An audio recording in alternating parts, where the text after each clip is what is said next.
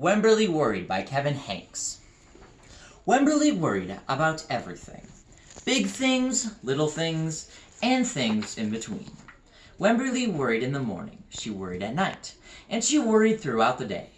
"You worry too much," said her mother. "When you worry, I worry," said her father. "Worry, worry, worry," said her grandmother. "Too much worry."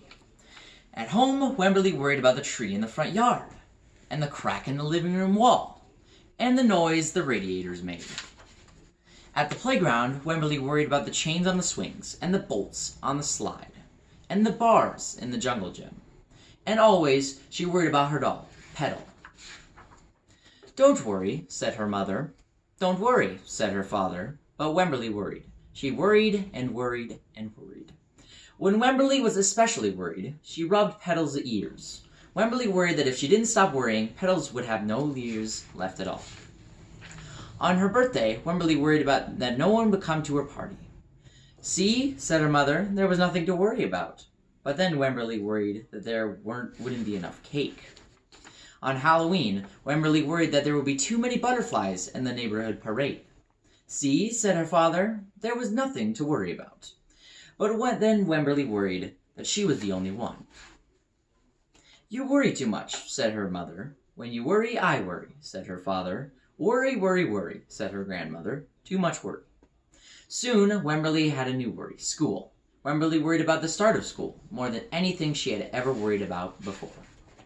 But the first day arrived, Wemberly had a long list of worries. What if no one else has spots? What if no one else has stripes? What if no one else brings a doll? What if the teacher is mean? What if the room smells bad? What if they make fun of my name? What if I can't find the bathroom? What if I hate the snack? What if I have to cry? "Don't worry," said her father. "Don't worry," said her father and mother. But Wemberly worried. She worried and worried and worried. She worried all the way here. While Wemberly's parents talked about her teacher, Mrs. Peachum, Wemberly looked around the room. Then Mrs. Peachum said, "Wemberly, there is someone I think you should meet." Her name was Jewel. She was standing by herself. She was wearing stripes. She was holding a doll. At first, Wemberly and Jewel had just peeked at each other. "This is Petal," said Wemberly. "This is Nibbit," said Jewel. Petal waved. Nibbit waved back. "Hi," said Petal. "Hi," said Niblet. "I rub her ears," said Wemberly. "I rub her nose," said Jewel. Throughout the morning, Wemberly and Jewel sat side by side and played together whenever they could. Petal and Nibbit sat side by side too.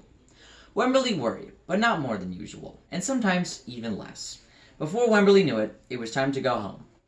"Come back tomorrow," said Mrs. Peachum, as the students walked out the door. Wemberly turned and smiled and waved. "I will," she said. "Don't worry."